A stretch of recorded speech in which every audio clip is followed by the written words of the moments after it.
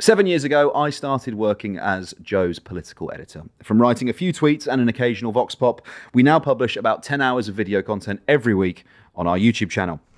I'm proud of how our team has grown, the contributions of our staff, past and present, in pushing us to a position where the Reuters 2025 Digital News Report ranks us as the third most frequently mentioned outlet when the British public are asked which news podcasts they listen to. And PoliticsJOE has achieved all of that with 4 full-time staff and an average age of 26. If you've enjoyed even half an hour of those 10 we publish each week, I've got a favour to ask. I'm asking for your help. Head to our Patreon and pledge £2 a week to support our journalism and keep PoliticsJOE moving forward in an era of tech oligarchs, zombie politicians and nutbag right-wingers. Head to patreon.com/PoliticsJOE and sign up for PoliticsJOE Premium. If you buy an annual subscription, you get a 20% discount. Or enter code POD at checkout for a monthly membership to get 90% off your first month. That's patreon.com/PoliticsJOE, patreon.com/PoliticsJOE. Grá pod creil fu paid fillach, seo on PoliticsJOE podcast. Woo! Sean Hickey. Laura Beveridge. Great pronunciation, I assume. I'm being policed on my Irish by the Scot. Can you speak Gaelic? No. No, No. That's a shame. And also, yeah, I think it's Gaelic in Scotland as well.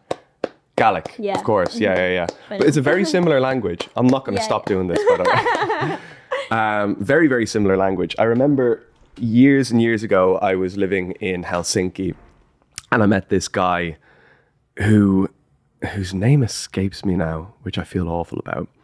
But he was a real old school Scot, could speak Gaelic. He was half French, half Scottish as well. So like real old alliance. Feel Celtic. Like, yeah.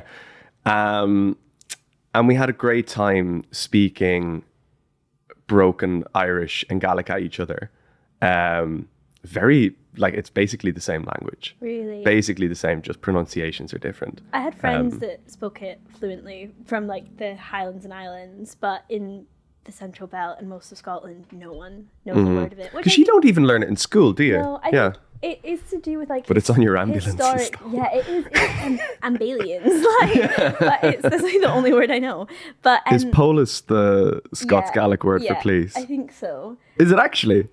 I need to check. Right. I just remember like all our train stations as well are in Gaelic as Mm-hmm.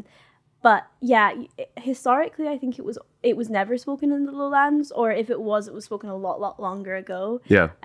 So yeah, there's not really like the same culture of speaking it, which I think is a shame, because I always thought it was really cool that like some of my friends could speak it and had sat their exams in it as well.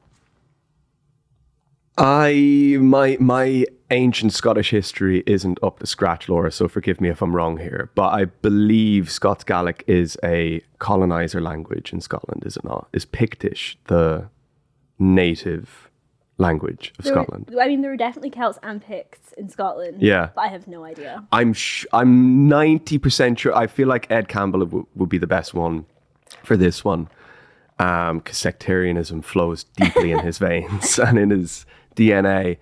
But I believe that we being the Celts moved over to Scotland years and years and years ago and pushed the Picts further down. Or maybe there's another group. Is there another group other than the Picts? I've only heard of the Picts and the Celts. Yeah. But yeah, we brought Gaelic with us, which became Scots Gaelic. yeah. And so Pictish, I believe, is there before. But I'm happy to be corrected on that. Yeah, if you know, leave a comment. Yeah. Guess who's back in the news? Oh, it's KNEECAP. It's KNEECAP, your favourite Republican hoods. We were down there yesterday, weren't we? Outside the courthouse. We were. Mo Chara was on... Well, he was in the Magistrates' Court at Westminster because he was charged on the 22nd of May, or 21st of May. 21st of May. Yeah. This year, with a breach of the Terrorism Act, for allegedly flying a Hezbollah flag at a gig back in November last year in London. The trial itself, I don't think there was any plea entered. by Mo Chara because they ended up arguing this technicality about if the charge was within the 6-month time frame of which you need to be charged. And they ended up running out of time and he was released on unconditional bail.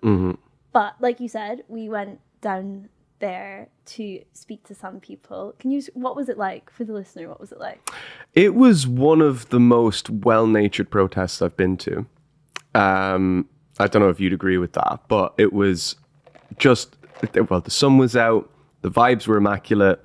Great music. Great music. Shout out to all of the guys that did the music. Very good friends of mine, Sean Hickland, Gareth Keane, Pierce O'Donoghue, Colin Andrew, and there are others whose names I am missing right now, so please forgive me.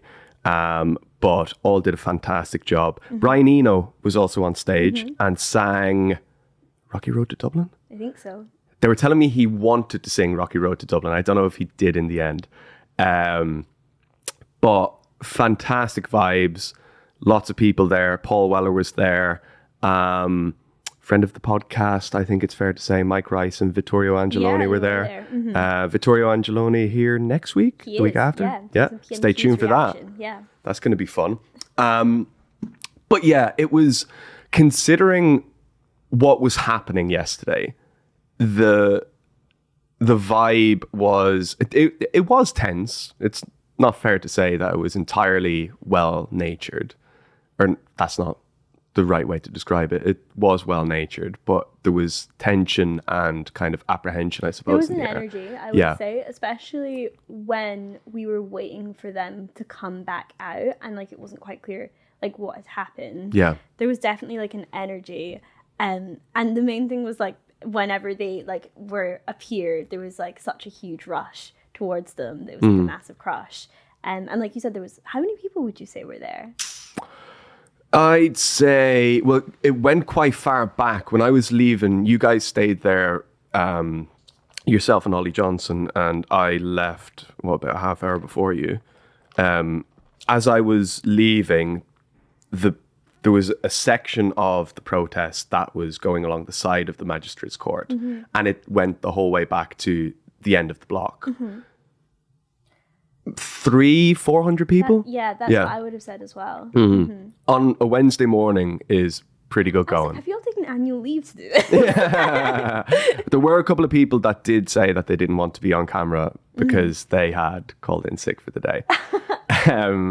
Which, I mean, look, not to exaggerate in any way, but I was with my friends last night, the aforementioned musicians.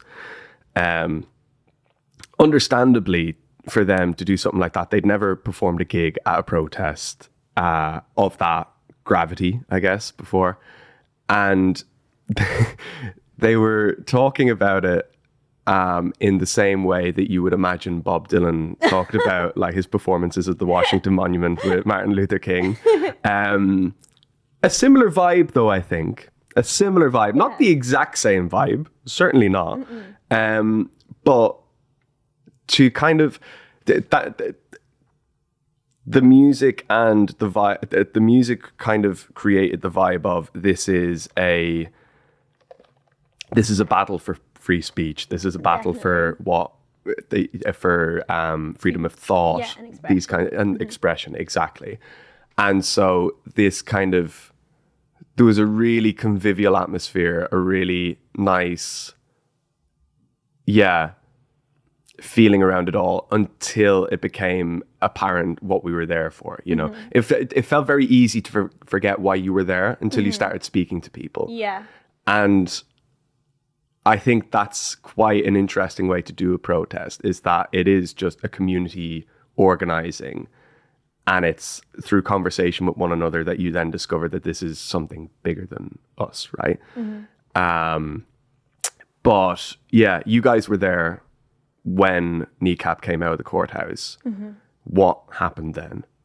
I mean, there was like big debate about whether they would speak or not, whether it was basically safe for them to speak, because like I said, the crowd was so huge and there was so much energy. And yeah, they came out and they spoke on stage, and their lawyer gave a statement, which I've actually got here, which says over 18 countries, 100,000 fans, 80 concerts, and not a single complaint. Around the world, KNEECAP are hailed as heroes for speaking truth to power, but in the British court, they've been criminalised, and today the truth was outed. This was a rushed prosecution following the Coachella performance, where KNEECAP did not shy away from speaking truth to power. And I think there's quite a lot to dig into there, but I think one of the things that has been really interesting about how KNEECAP themselves have handled these charges is that they have really moved the conversation away from the technicalities of, did flying this flag technically breach the Terrorism Act 2000 in like this very specific... Allegedly flying this flag. Allegedly flying the flag. Allegedly at a concert. Allegedly at a concert. Allegedly they're members of KNEECAP. KNEECAP have always denied being members of KNEECAP. And like this very specific wording in the act that displaying a proscribed group's flag in public in a way that arouses suspicion of support. But the way that they've shifted the conversation away from this moment towards one, bringing attention back to the genocide in Gaza, highlighting, as they have for ages now, the role of the British state in perpetuating that genocide. And as well towards, like you were saying, bigger questions about freedom of speech and protest is a very interesting and effective tactic from them. I'm just thinking now as well, considering that there were initially 2 instances that were being investigated by counterterrorism police at the time. The other one, I wonder if it was a case of it being that it was so long ago, because it was 2023, was the Kill Your MP one.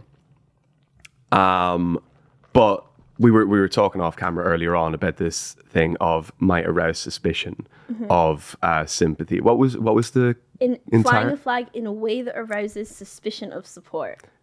For whom? Who is the person to interpret or to feel suspicious of your support for the organization? Is it, if I was to fly a Hezbollah flag now and you were not suspicious of my support for Hezbollah, because you know that I support Hezbollah, you don't interpret me as a terrorist or a terrorist sympathizer from that, but somebody there does. Does that then mean that I will get investigated for terrorism charges? But how do you then gauge what my intention was behind that?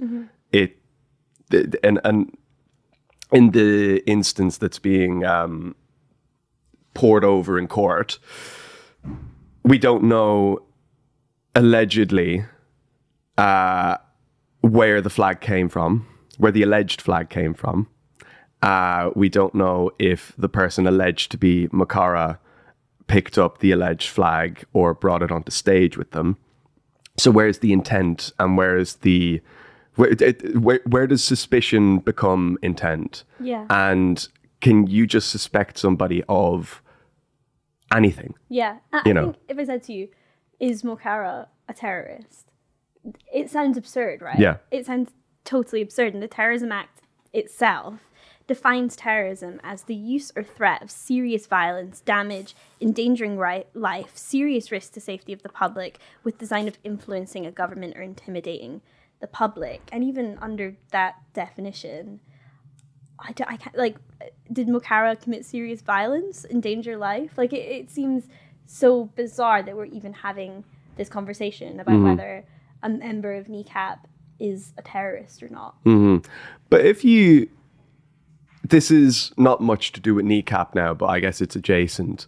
Around this time last year, actually, Laura Beveridge, I was in Finsbury Park with some friends of mine watching the Wolf Tones perform to 50,000 people. The Wolf Tones in the 70s and 80s were banned from Irish radio for alleged support for terrorist organisations. Correct me if I'm wrong, but I believe the IRA is still a proscribed terrorist organisation in the UK, as it should be. One of their songs has a chorus where the singer says, "Ooh, ah, up the ra." The alleged phrase that Mo Chara said on stage in November was up these organizations as well. So there's a similar vein of speech there. 50,000 people, I wasn't, but the other 49,999 people in the field in Finsbury Park were chanting "ooh ah up the ra." As I said, I wasn't. I can't vouch for anyone else, but it certainly looked like everyone else was doing it. How come none of those people were charged with terrorism offences?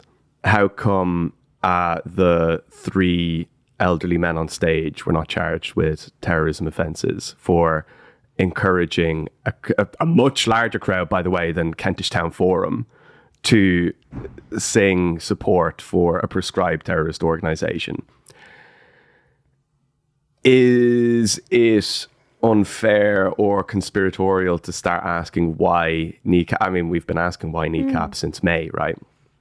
But I just find it interesting that there is something so obviously, certainly in the Republic of Ireland, that particular song, Celtic Symphony, has been a rod to beat the wolf tones with and a rod to beat working class communities with, because it's something that people from working class communities like to sing. I like to sing it. Everyone likes to sing it.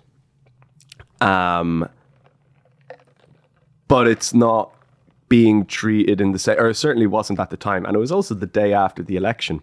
The first day of Keir Starmer's tenure, 50,000 people were singing support for the IRA in Finsbury Park.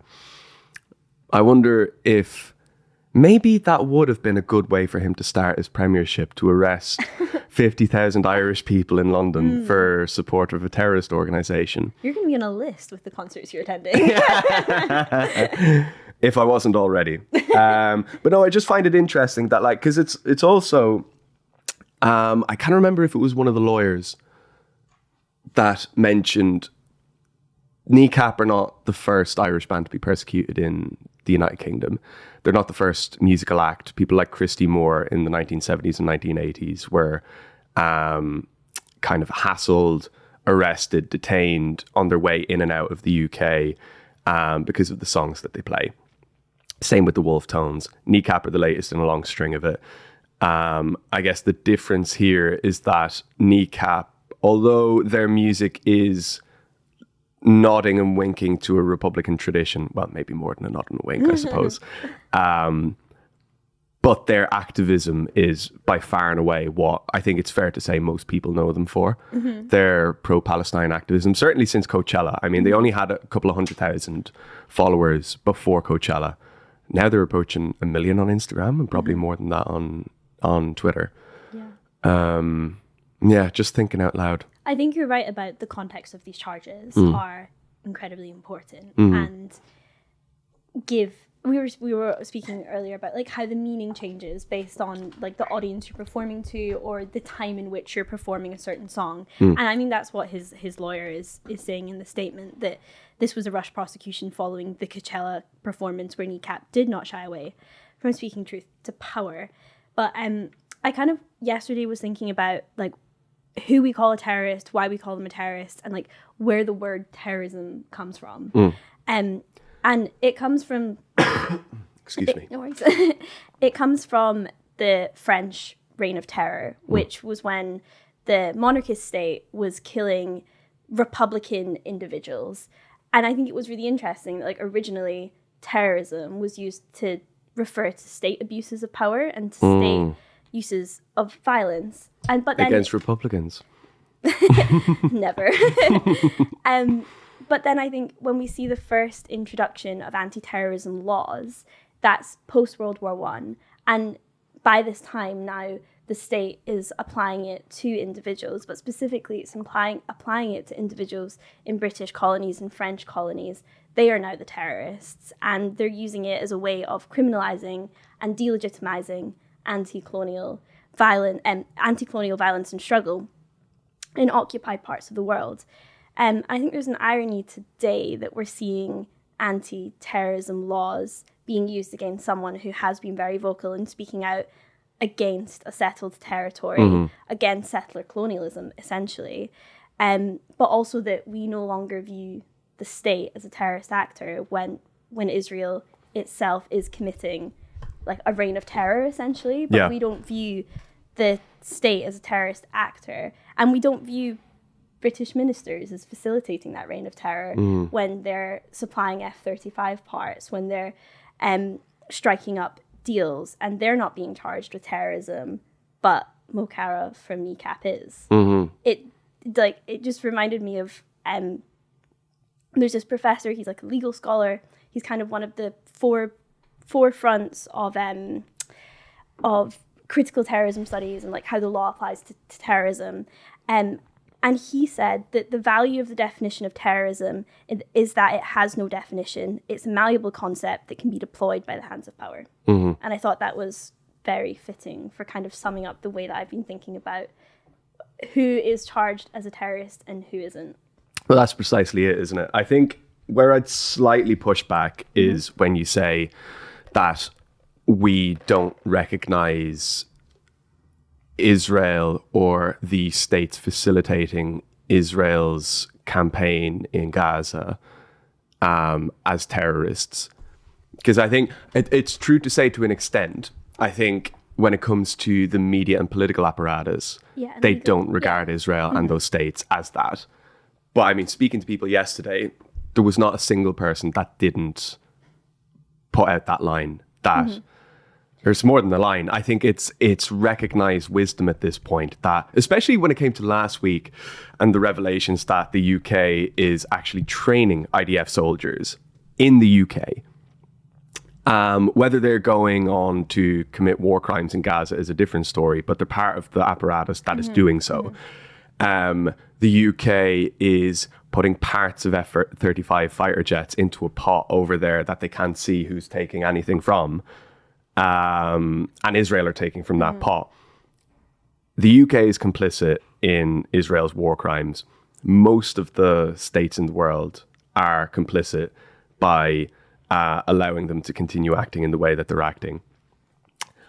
And the public are very aware of that. Yeah, I totally agree with you that there's like this common sense amongst people who have eyes and can see for themselves that it is a terrorist state and they are using methods of terror.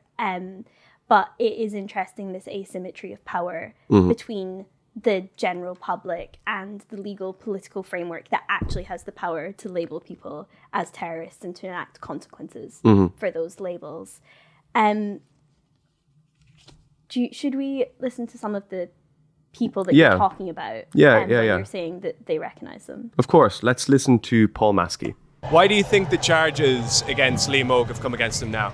Well, I do believe that KNEECAP have become very, very popular. Their message is very loud, it's very clear, and I believe that governments don't like that, and I think that's very, very wrong, because what the governments are doing are persecuting Liam O'G, and I think that's totally unacceptable. Whilst the Israeli government are escaping being brought to court, even though the ICC have put on arrest warrants for them, they're escaping. But yet what they do, they bring Liam O'G to court for waving the flag, and yet the Israeli government have been raging a genocide on the people of Gaza, which is totally wrong, totally unacceptable, and the world needs to do more. So we need more people like Liam O'G to continue to stand up and to put that message out there very, very clearly. What Israel is doing is wrong, and Israel should stop immediately what they're doing in their genocide. A lot of the banners that you see out in the crowd are free speech, free Palestine. What do you think a case like this says about the future of free speech in the UK? Well, you see, the British government have tried censorship in the past on Irish people. My own party were censored for many years. Didn't work then, it's not going to work now. So I have no doubt that Liam O'G's message and KNEECAP's message is going to be heard loud and clear, because their message is very, very strong, and their message is right. That's the important thing for me. Their message is right, and I think that if they continue to speak up, sing up, and obviously speak to the people who their fans base are, I think it's very, very important. But the British government and the British judicial system are wrong on what they're doing. They've tried censorship before. It didn't work then. It's not going to work now. So Sinn Féin MPs came to London yesterday to show solidarity with KNEECAP, and Paul Maskey is the MP for Belfast West, which is the constituency of Naoise and Muglibap and Mo Chara. And he's making the point that he's pointing to the crowd. The crowd know what's going on. There is no kind of nobody has any qualms anymore about what is being done when it comes to the prosecution of Mo Chara. But also he makes the point that the UK, the British government, is the terrorist in the room when it comes to what KNEECAP are standing up for, the subject that KNEECAP are talking about. There is an imbalance of blame, responsibility between the two when you consider a band and you consider the entire apparatus of a G7 country facilitating war crimes in an occupied territory. I always find it quite interesting speaking to Sinn Féin MPs in London, because it's like they're so close, especially in Westminster as well. You're so close to work. I know. I was like, most of them to show up. You're right across the road and you're just like, nah, not today. Not today. But yeah, no, Paul Maskey making the point there that people can see through what the charges are, what is being done to KNEECAP. They're being scapegoated. And the real story is what's going on in Gaza. And as you said at the top, the way that KNEECAP have managed to maintain the message of this being about Palestine and this being about the war crimes in Gaza has been quite impressive, to say the least. Mm-hmm. I think we're Andy 12s who wrote this piece in the Express, really summed up quite well kind of the idea that by pressing these charges, it makes the British state look quite weak and quite scared of how popular the message of KNEECAP is on this issue. He said of Mo Chara, he didn't commit violence, he performed, he made art. Officially, this is about an alleged terrorism offence, but it looks like plain old control, which I think sums up kind of how a lot of people that you spoke to were feeling. Yeah, it's nobody's being fooled anymore. I don't think anyone has any. I mean, there was a small counter protest when we were there, very, very small. I think 2 people in total. But I think the dial has shifted so far on this, and also just the pure spectacle of. I think in the article as well, Andy talks quite a lot about the trial of Pete Seeger. Yeah. And again, it's one of those things that, as I was saying about my musician mates talking about Bob Dylan at the Washington Monument, or Andy talking about Pete Seeger. These are big mixes of music, culture, politics, solidarity, mass movements against war. Is it unfair to compare what's happening to Mo Chara to the trial of Pete Seeger or the March on Washington? That's for other people to decide. I think there's a lot of similarities there. Yeah, I think it's also interesting when you look back at how has it gone, or how has it played out, history played out when the state tries to take on artists, and especially artists that are writing protest music, and what happens when they try to take on their freedom of speech, freedom of expression, freedom of like artistic expression, particularly, and how history looks back at that. And I mean, we look at those now. I mean, Pete Seeger was the McCarthy era. Like, we look at that as massive state overreach into popular movements, into protest movements. And I wonder how we will look back at this moment as well. Shall we end with another MLA, or, well, not another MLA for Belfast West, Jerry Carroll? Yes, please. Why do you think a rapper is being targeted by the establishment? They think he's probably an easy touch. They think that probably this could have ramifications possibly on travel, on touring, on gigs. But knowing Liam Moog, I know that he's not going to be put off by this. But I think they've picked the wrong target. And the message is obviously about standing with KNEECAP and Liam Moog today. But the message going out is that anybody else being targeted will not stand for it. It's appalling. It's a restriction on people's right to organise, right to stand, and duty to stand up against genocide. So it's Liam Moog today. We don't know who it may be tomorrow. But I get the establishment may have bitten off more than they should with this foolish move.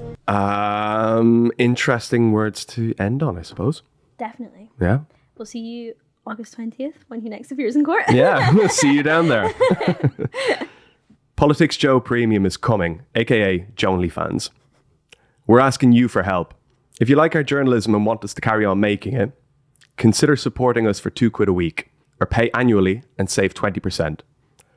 And do it on desktop because Apple takes 30%.